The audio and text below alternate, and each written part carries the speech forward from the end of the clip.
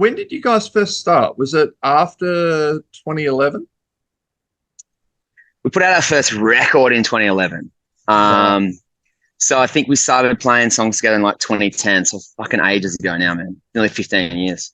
Okay, because I was between 2005 and 2008, I was the sub-editor of a magazine called Source, the street Oh, press. mate, I know Source well. Yeah, yeah. Yeah, yeah. So that was I Holy was shit. pretty much, yeah, I was doing 99% of the interviews in it. So I was all over Tassie's music scene like a rash for about 3 years.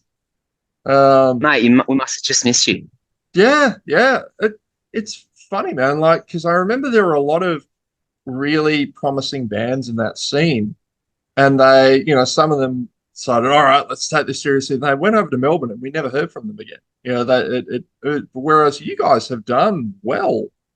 I It's a classic. It's a classic story, man. You see so many awesome bands, and like I think especially back then, it seemed like leaving Tassie was this huge mental block for people, and they kind of just stopped doing it. I feel like bands now have a real fire in them to do more. And that was always our whole thing. Like we never just want to stay in Tassie. Like we love Tassie, we all still live there, but we just wanted to keep going. Keep going back to places until they fucking let us come back. Yeah, because there were acts like do you remember the Scientists of Modern Music? Yeah, absolutely. They were like I would have been They're like, doing well. are they still around? I don't think so, but they were back They then. They're were, doing really well. yeah. And I was like, if anyone was going to have, I reckon they were probably one of the best bands we could have put forward at a Yeah, that stage. was sick. They're doing good shit. I don't know, man. Like I think that there's been some real stumbling blocks with Tassie music going forward. So it's been so awesome to see some of the new stuff now, the last few years, like pushing out real hard. And like, we've been doing it for a fucking long time now. It seems I like. I listened to the album "The World Doesn't Owe You Anything" this morning, and the phrase "heat pump" in the opening made me laugh out loud. That is the most Tasmanian shit ever. Mate, I honestly had no idea that was a Tassie thing until the record came out, and so many people were like, "What the fuck's a heat pump? Do you mean an air conditioner?" I was like, "Mate, I don't use the air conditioner at my heat pump. What are you talking about? What do I use that for?" Yeah, I must So admit, yeah, it only occurred to me once I moved to the mainland. No one else knows what the hell a heat pump yeah. is. I didn't know it was a thing. I just thought that's what it was. But everyone's like, "Nah, it's a split system or a reverse cycle or something." Like, man, it's a fucking heat pump. It pumps heat. That's what it does. How did how do you reckon the Tasmanian scene shaped the sound of LUCA BRASI? I think, like I was saying, like a lot of what we tried to do at the time was keep pushing forward and play outside of Tasmania, outside of Australia. And there was like, it's pretty isolated to be from Tassie sometimes. Like there wasn't a big music scene when we were coming up. Like where we're from, especially, there's no venues. And then we moved to Launceston. We started playing, some more shows, and then Hobart. But like, there's not always bands going there at the time, like that you wanted to play with. So I guess you're isolated in the way that you felt as a musician or as a wannabe fucking musician.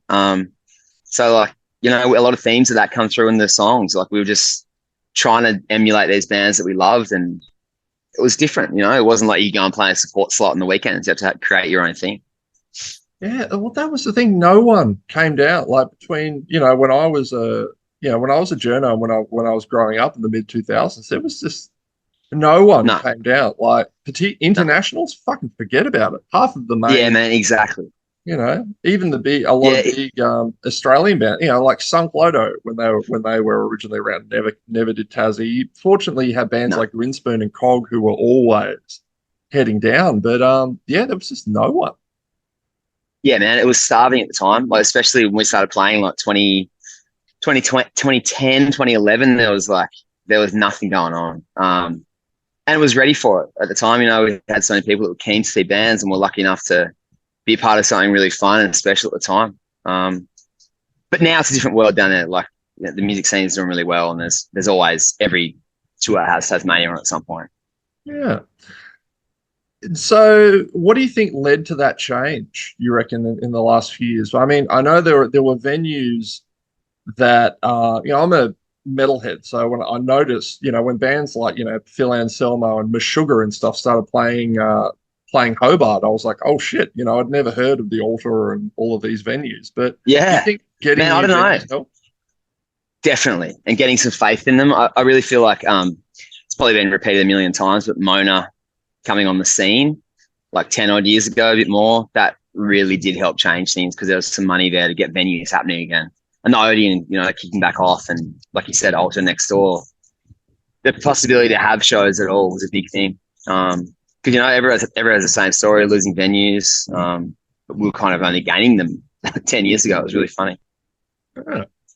So what can you tell me about the creation of the album? How long have you been working on this one? Man, I guess we started working on that one.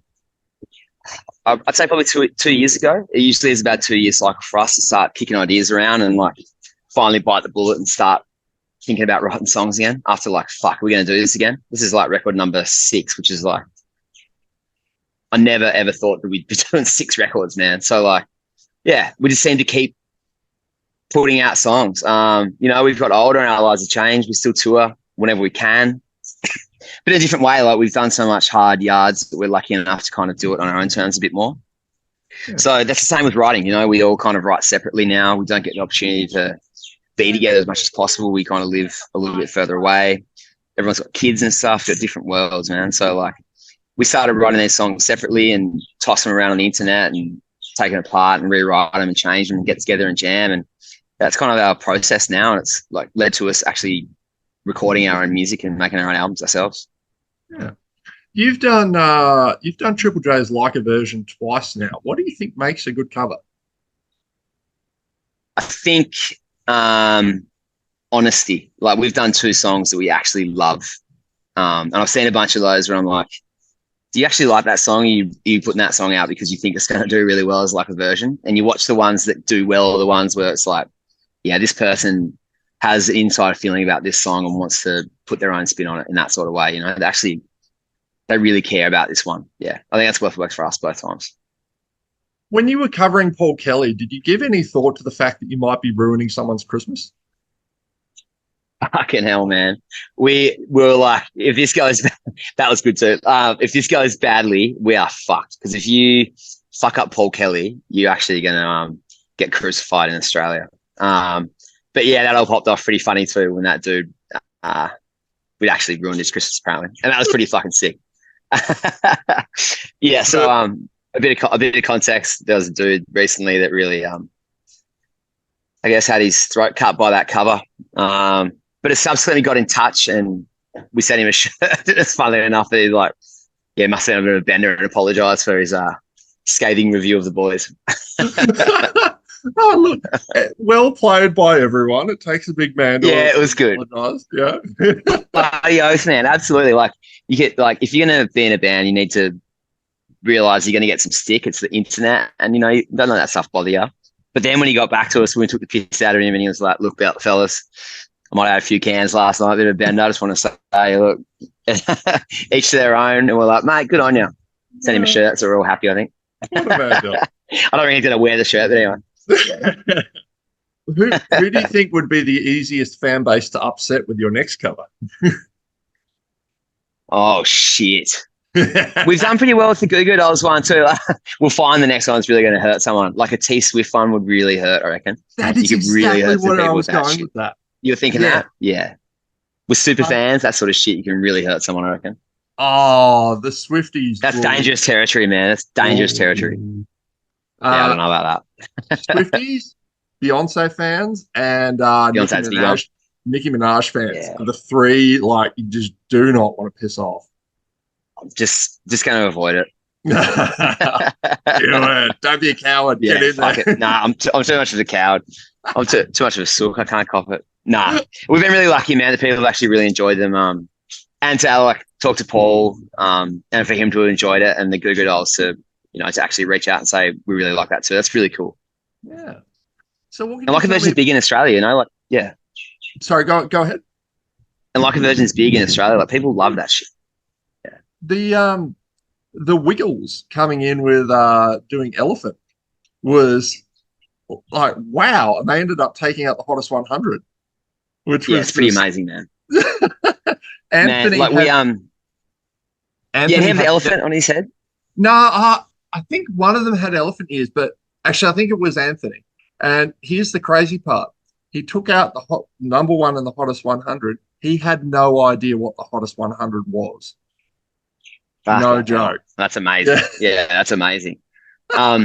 We played a couple of shows with them, like the OG ones where they're doing their Mhm. like actual songs to old people, or old people, I say people our An age. old age crowd. Yeah, yeah. Yeah, an old age crowd, and it, like no irony, like arenas full of people just having a sick time, like fucking legends, man. One of the coolest side effects of the unintended consequences of getting back into music journalism is I actually became friends with Anthony. And Oh, I mean, us too, just through this shit. He's a fucking yeah, legend, such a nice guy. Um, sweetheart. Like doing it for the right reasons, man. No ego, like yeah. yeah, amazing, amazing. What can you tell me about Spanish love songs? How did this tour come to be? Um, we had been on and off chatting for those guys on the internet, just as bands end up doing with the magic of Instagram. And they came out once, might have been this time last year on their own first time tour, and we couldn't get it together for them to come out with us. And I really love that band. They were keen to come back, and it just fitted really well with what they're doing. Their last record is a few months old. The timing was perfect. They were available. We made it bloody happen. Awesome. Now, lastly, you did good things at the end of last year, and you've done your fair share of gigs and festivals over the last few years. What are some of the strangest things you've seen in the crowd, or just either as a punter or as a performer at festivals?